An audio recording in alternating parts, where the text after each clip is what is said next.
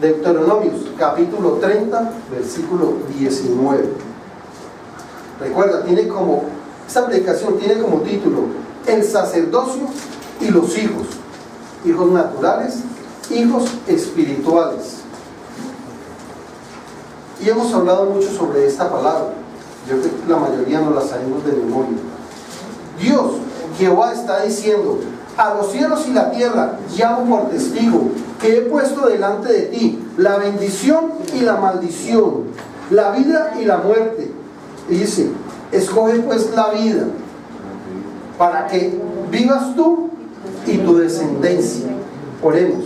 Amado Dios, te damos gracias, Padre Celestial, te damos gracias, poderoso Señor. Te pido, Padre de la gloria, que seas tú, amado Dios, bendiciendo en esta hora de la mañana, poderoso Señor, nuestro cerebro, nuestro cerebelo, poderoso Señor, nuestro aparato respiratorio, Señor, cada órgano, cada tejido, cada célula, Señor, todo torrente sanguíneo, Señor, todo buen funcionamiento, Señor, de nuestro cuerpo, Padre Celestial. Hoy, Señor, que seamos esos bienaventurados, bendecidos en espíritu, alma y cuerpo, para que este mensaje quede clavado, quede encallado en nuestro corazón y baje hasta lo más profundo de nuestros huesos, hasta el tuétano, que es de allí donde se produce la sangre, y la sangre es vida, poderoso Señor. A ti damos honra y gloria, alabanza, adoración, a través de tu Hijo Cristo Jesús, Señor nuestro. Amén y amén. Dios nunca fuerza nuestra voluntad. Dios nunca fuerza la voluntad de nadie para que tome la determinación. Él solo da una sugerencia. Yo sugiero que tomes la vida. De lo que te he dado a escoger, escoge pues la vida para ti. Y algo muy importante, que desde que entendí esto, lo he tratado de aplicar a mi vida, y trato de que las personas lo apliquen a su vida, para ti y tu descendencia. Que tú digas: a mí me importa poco lo que vaya a hacer con mi vida. Si eres soltero, si nunca has tenido hijos, si no tienes descendencia, bueno, ya es tu problema. Pero cuando tienes descendencia, ya sí es un gran problema. Lo que tienes que decidir, lo que tienes que determinar, lo que quieres sembrar en tus hijos, cómo quieres ver esas descendencias, si la quieres llevar hacia una perdición o si la quieres llevar hacia una bendición y hacia una vida eterna. Por eso Dios dice: escoge pues, escoge pues. Dios mismo, Él nos ha dado ese libre albedrío, o la libertad de tomar decisiones, si queremos escoger o no queremos escoger. Pero cuando escogemos, o escogemos la vida o escogemos la muerte, escogemos la bendición o escogemos la maldición. No hay un término medio en que yo estoy aquí un rato, estoy aquí. No, tenemos que saber cómo escogemos, y cuando escogemos, que siempre escogemos bien, y si estamos aquí es porque escogimos a Dios. Eso debemos de afirmarlo cada día, no solo afirmarlo, sino reforzarlo cada día, esa determinación. Vamos por favor a Éxodo 13, versículo 2.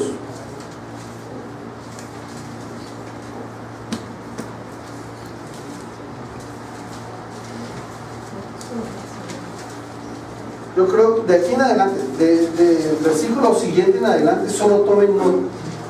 Igual va a quedar la grabación. Éxodo 13:2 dice: conságrame todo primogénito, cualquiera que abre matriz entre los hijos de Israel, así de los hombres como de los animales, mío es. Una palabra que dio Dios. Conságrame todo primogénito, cualquiera que abre matriz entre los hijos de Israel, así de los hombres como de los animales, mío es. En este momento, la intención de Dios de manera generalizada era constituir al primogénito de cada familia como sacerdote de la misma. Dios quería constituir, ahí empieza a constituir un sacerdocio sobre cada primogénito que abriera matriz.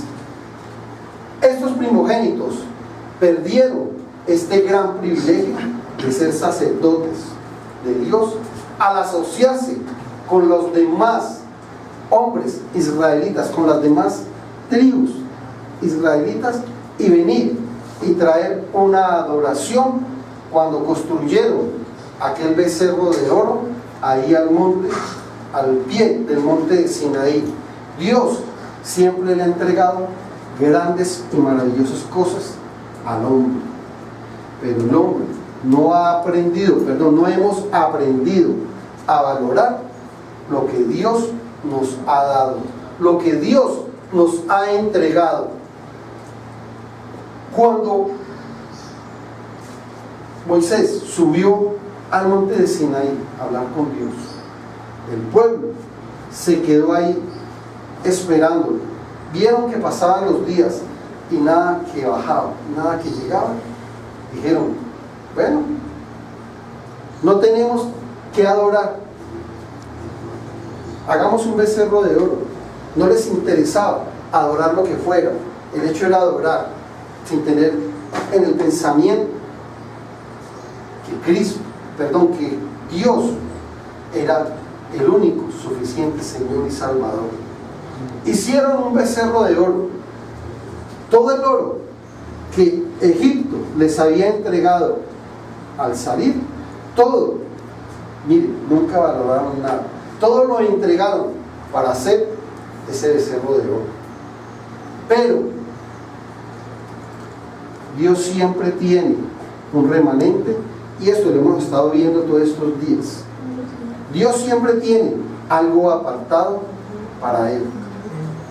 De las 12 tribus, solo una tribu se paró firme y dijo, hagan ustedes lo que quieran.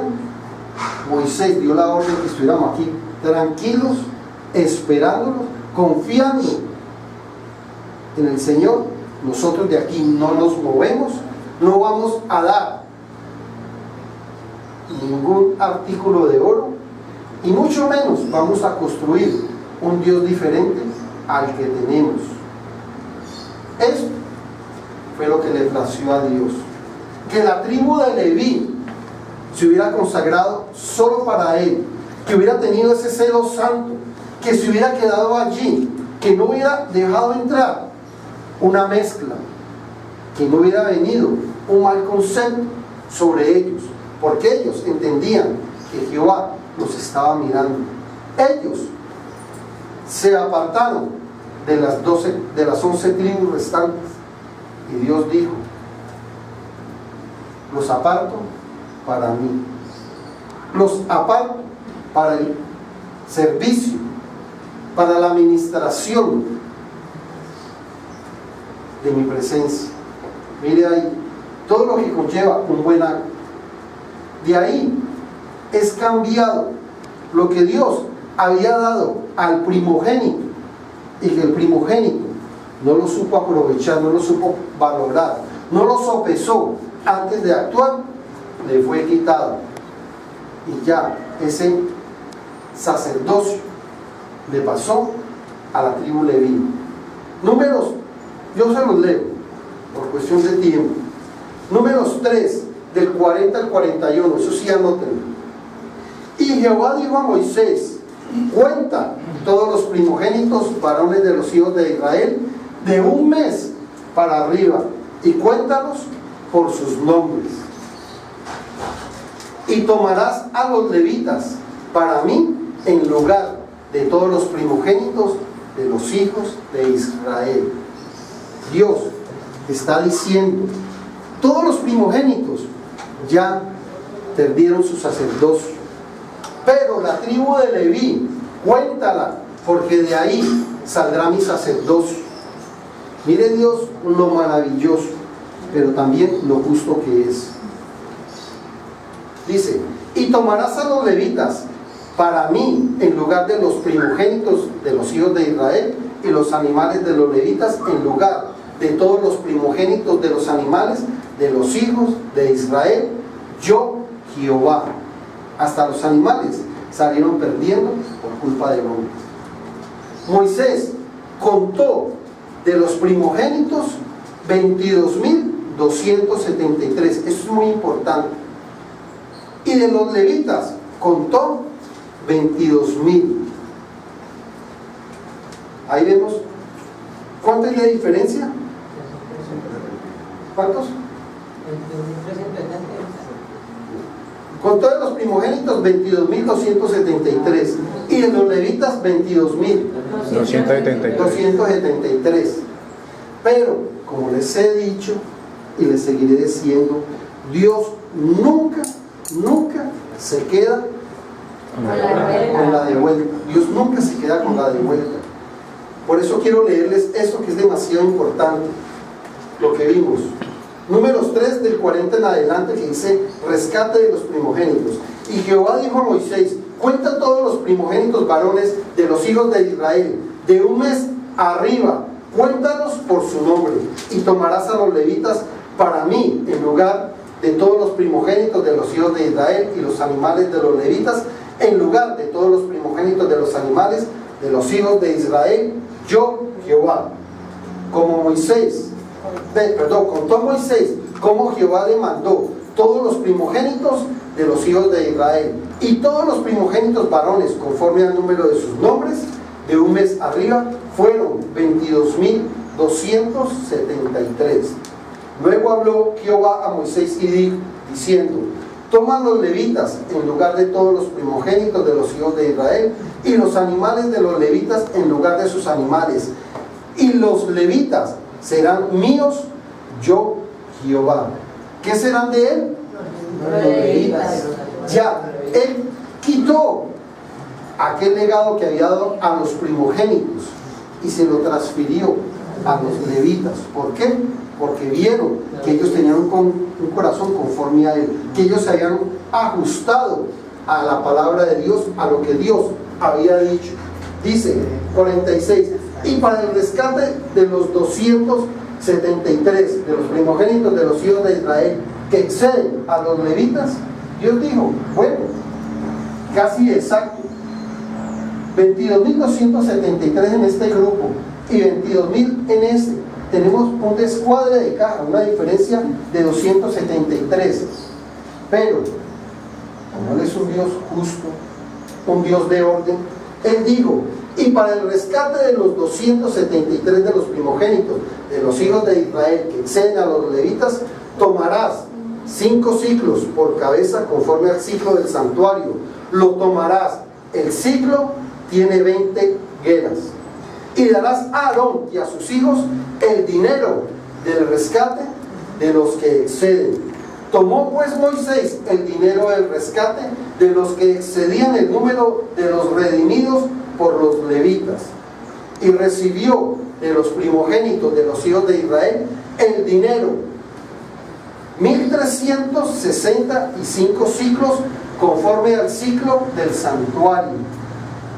Y Moisés dio el dinero de los rescates a Aarón y a sus hijos conforme a la palabra de Jehová, según lo que Jehová había mandado a Moisés. Tal vez esta palabra nos puede dejar en algo, y no es el tema muy claro.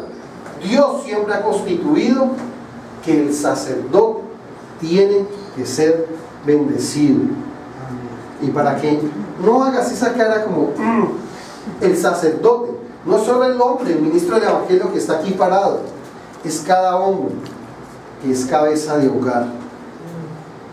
No estoy hablando solo del sacerdocio. Esta palabra, como tiene el título, el sacerdocio, no es solo para el ministro del evangelio, para el pastor, para el cura, para el sacerdote. No, es para cada hombre. Debe llevar en orden su hogar, en orden su casa. Es una palabra donde Dios mismo dice que tiene que haber provisión en cada hogar. Un sacerdote, imaginen ustedes un sacerdote de Dios, un hombre de Dios un levita de Dios en bancarrota, sin un peso en el bolsillo, ¿cómo ejerce su sacerdocio? Difícil. Por eso Dios mismo lo dijo, que tiene que haber provisión. Por eso Dios nunca se queda con la de vuelta. Primera de Samuel 2:12. No lo busquen, yo se los leo por cuestión de tiempo. Miren, los hijos de Elí eran hombres.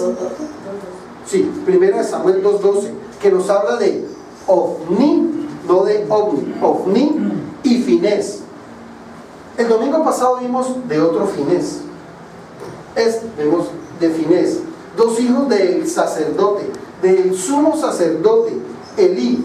Y la palabra de Dios dice: los hijos de Elí eran hombres impíos y no tenían conocimiento de Jehová. ¿Y cómo así? Eran hombres que estaban al servicio de Dios, hombres que ministraban en el templo de Dios.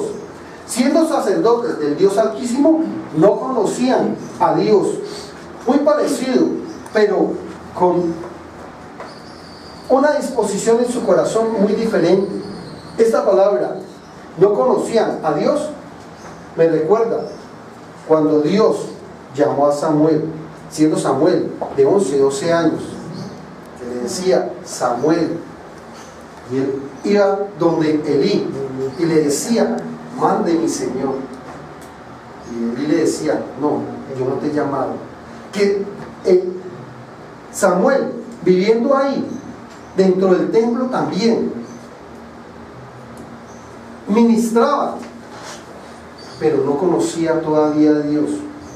Y a los 12 años fue llamado para ser un profeta de Dios y para tener una gran revelación. Y esto tiene conexión, ¿por qué?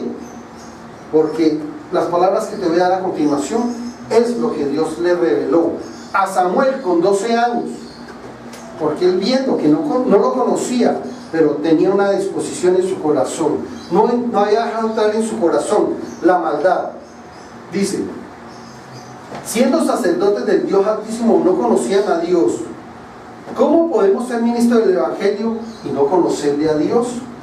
¿Cómo podemos ser sacerdotes de nuestros hogares, ejercer un buen sacerdocio sin conocer a Dios? Esto es lo que ha llevado a tanta maldad en el mundo, porque el hombre no ha querido conocer a Dios. Por eso han dejado entrar en su casa la perversidad, el mal, muchas cosas que no tenían que haber entrado. Si desde el principio hubieran conocido a Dios y hubieran sellado con la sangre del Cordero sus postes y el dintel de sus hogares. Pero gracias a Dios que Él nos ha llamado y que nosotros hemos escuchado su voz. Es imposible, pero sin embargo una realidad: sacerdocios sin conocer a Dios. El sacerdote Elí sabía, él conocía muy bien qué padre no conoce a sus hijos, sabía que sus hijos eran malos, pero hizo muy poco caso en corregirlos. Él decía: yo ministro, soy el sumo sacerdote. A él le había tocado el turno, el año de ser el sumo sacerdote. Decía: ¿quién? Yo siendo el sumo sacerdote, ¿quién me puede venir a mí a decir qué debo hacer o qué no debo hacer? Y pues ellos verán, ya están grandecitos. La diferencia es que ellos vivían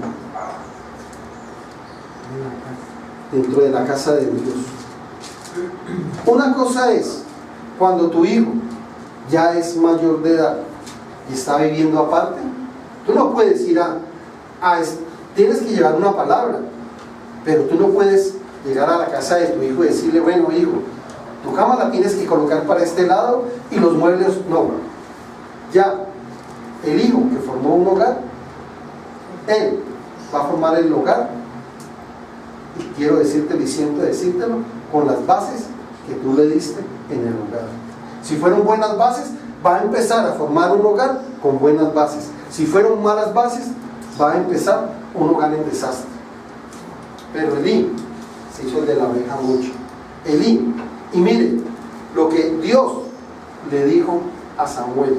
Primera de Samuel 3, escriben. Primera de Samuel 3, del 11 al 3.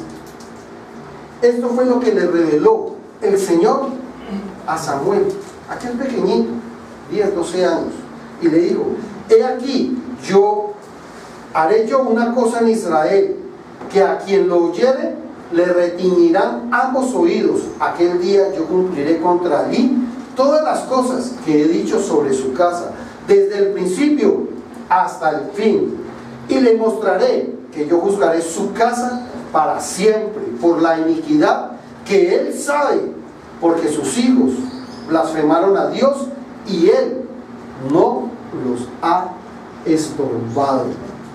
Dios sabía muy bien qué era lo que hacía el sacerdote Elí, qué era lo que les permitía, y que él decía: no, yo los dejo que hagan lo que quieran, que al fin y al cabo están bajo mi cobertura, y 1, 2 oraciones, 2 rezos que yo haga, Padre Nuestro, 2 Ave Marías, y listo, quedan listos. No. ¿Por qué?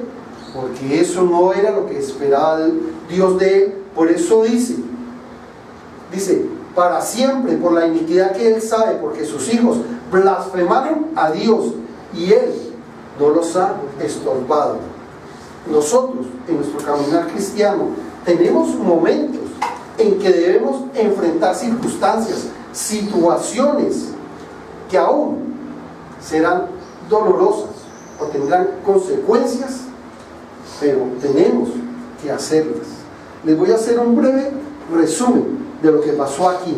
Miren la palabra: cuando Elí ya se da cuenta que Dios directamente está llamando a Samuel, y vamos de Samuel después y le dice: Samuel, cuéntame, ¿qué te dijo Jehová? Cuéntame, ¿qué fue lo que te dijo? Y sin embargo, así, ya la palabra había sido soltada. Palabras de bendición ya han sido soltadas sobre nuestras vidas, pero palabras duras también. Por eso tenemos que predicar que Dios es amor, pero no quedarnos ahí, que es lo que tanto daño le ha hecho a la iglesia y a la humanidad. Que se predica Dios es amor, pero también nos es necesario, como ministros del Evangelio, decir que Dios también es fuego consumidor, porque Dios, Él mismo dice que Él tiene un celo santo. Elí no quiso nada. Los hijos Ofni y Finés se fueron para la batalla, se fueron como hombres, supuestamente en representación de Dios.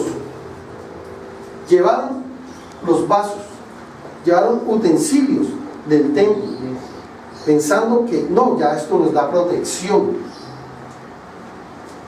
En la batalla murieron los 2. Alguien vino y le trajo la noticia a su padre, al sacerdote Elí, y él estaba, mire la posición de Elí, estaba en una silla reclinomante, en una mecedora ahí. Cuando le dieron la noticia, lo primero que hizo, se fue del impacto de la noticia, se fue hacia atrás y se desnucó. Y ahí, al lado del sumo sacerdote de Elí, estaba una de las esposas, estaba la nuera, y estaba embarazada, también del impacto de ver la noticia y lo que acaba de acontecer, que perdió el hijo. ¿Cuál fue la palabra que dio el Señor? He aquí, yo haré una cosa en Israel, que a quien la oyere le retiñirán ambos oídos. Aquel día yo cumpliré contra Elí todas las cosas que he dicho sobre su casa, desde el principio hasta el fin. Ahí se puede decir que vino el fin de Elí y su descendencia, porque no quedó descendencia. Y le mostraré que yo juzgaré su casa. ¿Por un momento? No, dice para siempre, por la iniquidad que él sabe, porque sus hijos blasfemaron a Dios y él no los ha estorbado. Debemos estorbar a nuestros hijos, debemos de meter el dedo en la llaga, no podemos quedarnos callados. Palabra de bendición viene sobre nuestras vidas. Dios nos ha constituido reyes y sacerdotes, nación santa, pueblo adquirido, pero tenemos que llevar muy bien ese sacerdocio. Mire, Samuel 2, del 22 al 25, Escriban. Otra característica de esta situación, del 22 al 25. Pero Elí era muy viejo y oía de todo lo que sus hijos hacían con todo Israel y cómo dormían con las mujeres que velaban a la puerta del tabernáculo de Dios. Un par de bellezas que tenía Elí. Primera de Samuel 2:30. Primera de Samuel 2:30 nos dice así: por tanto, Jehová, el Dios de Israel, dice: yo había dicho que tu casa, la casa de tu padre, andaría delante de mí, ¿cómo? Perpetuamente. Mas ahora ha dicho Jehová: nunca yo tal haga, porque yo honraré a los que me honran, y a los que me desprecian serán tenidos en poco. Mire la promesa que hizo Dios. Por tanto, Jehová, el Dios de Israel, dice: yo había dicho de tu casa, la casa de tu padre, andará, caminará, vivirá, habitará delante de mí. Una gran promesa. La palabra de Dios está llena de promesas.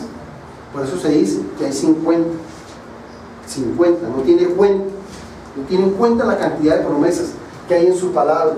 Pero cuando no la atesoramos, cuando no la valoramos, cuando no ejercemos el sacerdocio, esa palabra de bendición que nos ha dado, nosotros somos los que la convertimos en una maldición.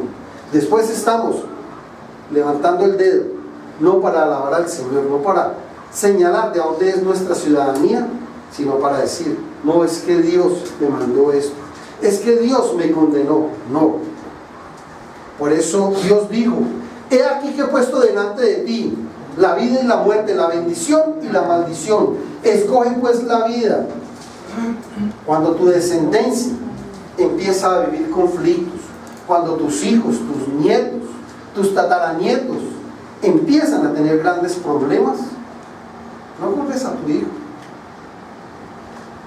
Revisa qué fue lo que hiciste, qué fue lo que no te determinaste a hacer, que Dios te había dicho que hicieras. No podemos seguir culpando a Dios de algo que ha sido culpa nuestra.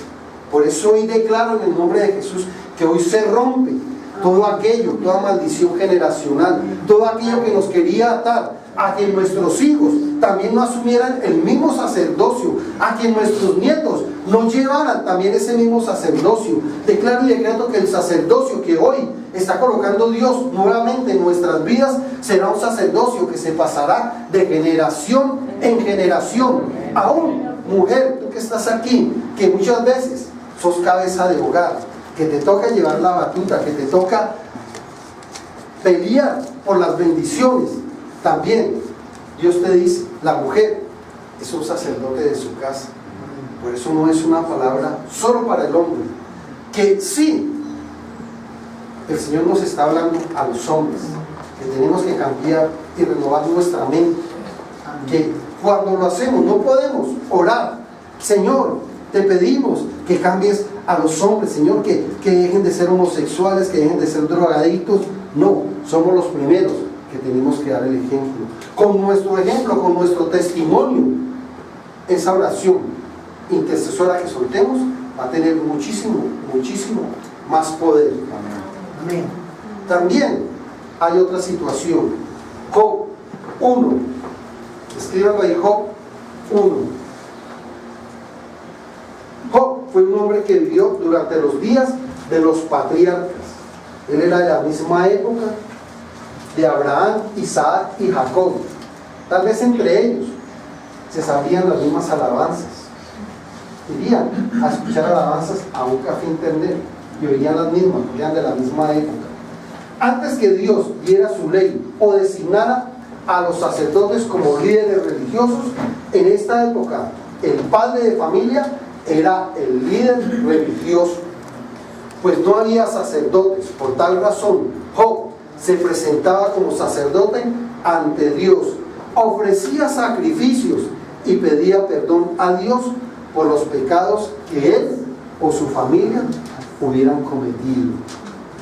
Él cada día se presentaba delante de Dios, oraba y le decía: Señor, perdona los pecados que yo de pronto haya cometido, los pecados que mi esposa haya cometido, y aún pongo delante de ti en tu altar los pecados que hayan cometido nuestros hijos que no estaban metidos en el sacerdocio, pero no eran hijos perversos como los de Elí.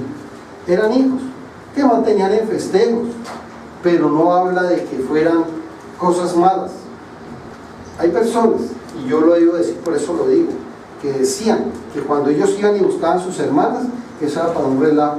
No, lo hacían muchas veces, porque como eran varios hijos, para festejar sus cumpleaños, para festejar pues, de que tenían una buena vida, que vivían muy bien, porque si no hubiera sido así, ¿qué dijo Dios? Y voy a buscarlo un momentico. ¿Qué fue lo que dijo Dios de Job? Job 1. Job está antes de Salmos, pero quiero leerte algo porque es muy importante. Capítulo 1 dice: hubo en la tierra de Uz un varón llamado Job, y era este hombre que perfecto y recto, temeroso de Dios y apartado del mal. Si sus hijos tuvieran un mal comportamiento, si sus hijos, como lo voy a leer un poco más adelante, no fueran como Dios quería que fueran, Dios le hubiera dado otra palabra diferente a Job. Dice: y le nacieron 7 hijos y 3 hijas.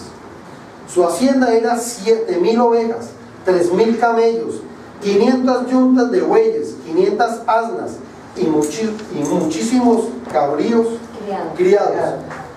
muchísimos criados. Y era aquel varón más grande de todos los orientales. ¿Será que Dios quiere que seamos pobres? No, jamás. E iban sus hijos y hacían banquetes en sus casas, cada uno en su día, y enviaban a llamar a sus 3 hermanas para que comiesen y bebiesen con ellos. No está hablando nada malo. Eso que nos invita esta palabra, que nosotros, hombres y mujeres, debemos de orar por nuestros hijos. Debemos de ministrar nuestros hogares. Nos es necesario levantar oraciones intercesoras por ellos.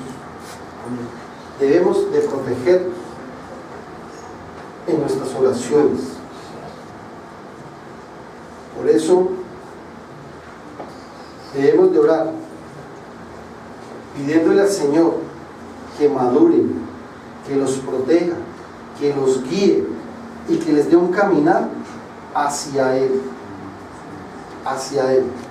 Y eso sé que Dios lo hará. Amén. Quiero hablarte de otros 2 hombres que ejercían un sacerdocio, y vaya sacerdocio que tenían, o la promesa que tenían en sus vidas. Escribe allí Levítico 10, versículo 1 y versículo 2. Miren, cuando Dios constituyó nuevamente el sacerdocio y los levitas, todos los sacerdotes tenían que ser levitas, pero no todos los levitas tenían que ser sacerdotes. El primer sacerdote que él constituyó fue Aarón. Y miren, 2 hijos, Nadab y Abiú, 2 hijos de Aarón. La palabra de Dios nos dice: Nadab y Abiú, hijos de Aarón, tomaron cada uno su incensario y pusieron en ellos fuego, sobre el cual pusieron incienso, y ofrecieron delante de Jehová fuego extraño que él nunca les había mandado. Nunca les había mandado. Ellos sabían, y nosotros debemos de saber y entender, que el fuego de Dios nunca se puede apagar. que el altar de Dios siempre tiene que haber fuego que arda. Y eso nos habla que siempre, cada mañana, cada día, cada tarde, cada noche, tenemos que ir a su presencia con ese fuego, esas oraciones en nuestros corazones, pero saber muy bien qué clase de fuego es la que llevamos. Dos características que de pronto llevaron a eso. Número uno, está la posibilidad de que Nadab y Abiú trajeron al altar brasas provenientes de otro lugar, una mezcla o algo impuro. Siempre en la palabra de Dios, siempre en el caminar con Dios, habla eso de Génesis, Apocalipsis, la mezcla para Dios. Cuando queremos mezclar lo del mundo con lo de su palabra, eso se considera mezcla y automáticamente pasa a ser impuro. Dios quiere que le ofrezcamos a Dios lo puro. Por eso es muy importante saber qué traemos al altar. Número dos, los dos sacerdotes ministraban ofrenda, tal vez en un momento que no estaba prescrito. En un momento prescrito, ¿qué quiere decir? Listo, los sacerdotes deben de traer el fuego, el incensario, y traer fuego 8 de la noche, 8:30, 9 de la noche, 9:30, cada media hora. Pero ellos dijeron: somos los hijos de Aarón, del sumo sacerdote. También ya hubo una ceremonia, nos vistieron como sacerdotes, que vamos a seguir ese legado. Podemos hacer, mi papá ministra así, hagámoslo como mi papá dice, como el hombre lo hace, no como Dios había dicho que se tenía que hacer. No fue un gran pecado, pero obraron, hicieron lo que Dios no le había mandado que hicieran. Inmediatamente, ¿qué vino sobre ellos? Vino un fuego que los consumió, los achicharró. Y mire la posición del sacerdote. Por eso quiero ver cuando el hombre de Dios, cuando el sacerdote de Dios no deja muy bien claro las cosas. Mire, vino palabra de Dios, palabra de Jehová, mandó, porque ya eran en ese momento, a pesar de que eran 2 pedazos de tocino, Dios dijo que en ese momento ya eran impuros, había que sacarlos del pueblo. Pero ¿qué le dijo a Aarón? Le dijo: Aarón, papito, tus hijos la embarraron, pero como te he ungido como sacerdote de mi casa, sigue ministrando y deja que los demás se encarguen de tus hijos. Tú sigue ministrando.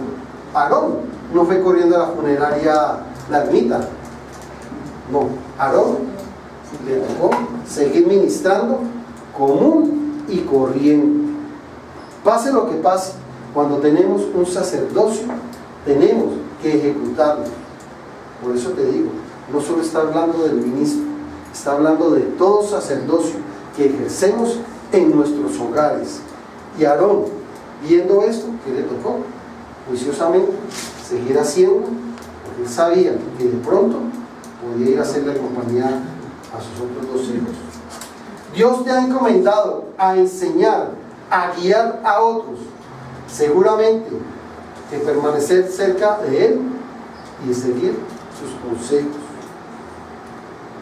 Sé que todos los que estamos aquí, algún día, por eso se llamaba hijos naturales, hijos espirituales. De nosotros, el que diga que no tiene hijos espirituales, yo le puedo asegurar que sí. A alguien le has predicado, alguien que sabe que sos un hijo de Dios. La palabra dice que somos como cartas leídas, que Él ve las personas ven nuestro caminar, y no, muchas veces, la mayoría de las veces, ¿saben por qué? Porque quieren ver tu caída. Ellos te miran, no estés de testimonio, pero están esperando el momento que vayas a decir: yo, y no es que era un hijo de Dios, miren lo que hizo. Somos como cartas leídas, pero por eso tenemos que saber muy bien qué es lo que día a día estamos escribiendo ahí. Un error de ortografía, ahí mismo, si hay cientos de dedos que nos juzgan. Y dígale usted a una persona, cuando usted va y predica, lo primero que dice, no, pues a mí me gustaría ser cristiano, pero es que Pepa, la que vive aquí a la vuelta, vieja pachismosa, no, mejor dicho, es que eso vive rajando de todo el mundo.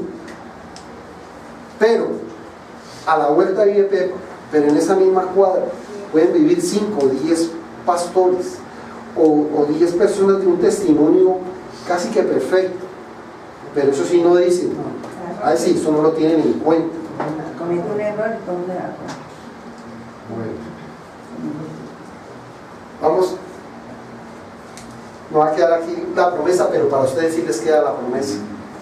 La promesa, y se la voy a leer porque es una gran promesa. Mujeres, también tomen. Es una promesa, una palabra que Dios dio al hombre, que si el hombre, y no quiero enfatizar mucho en eso, porque sé que ustedes van a discernir rápidamente. La promesa está en 1 Timoteo 3, capítulo 3, versículo del 1 al 4. Mire lo que dice: palabra fiel, 2 puntos. Si alguno anhela obispado, obispado es lo mismo que sacerdocio, es lo mismo que pastor, es lo mismo que todo lo que padre, todo lo que usted quiera para Dios. Pero mire lo que dice: si alguno anhela obispado, que sé que todos los que estamos aquí, hombres y mujeres, lo anhelamos, dice, buena obra desea, pero es una palabra para el hombre, dice, pero es necesario que el obispo sea irrepresible, marido de una sola mujer, sobrio, prudente, decoroso, hospedador, apto para enseñar, no dado al vino, no pendenciero, no codicioso de ganancias deshonestas, sino amable, apreciable, no avaro, que gobierne bien su casa, que tenga a sus hijos en sujeción con toda honestidad. No tenerlos en sujeción con chantajes. No, es que si usted no me lava la loza y me trapea, no sale. No, eso es chantaje. Con sujeción, dar una orden, mi hijo, mi hija, se cumple, porque yo soy el sacerdote de la casa, y si lo digo, usted lo tiene que hacer, y así. Y sé, no sé si discernieron lo que dice aquí, mire, que el obispo sea irrepresible, marido de una sola mujer. Si todas las denominaciones hubieran entendido esto, muchos niños, infinidad de niños, se hubieran salvado. Si el ministro, el hombre de Dios, hubiera entendido esto, no que no, es que si quiere celibato, no. Si hubieran entendido esto, infinidad de niños a través de la historia se hubieran salvado de una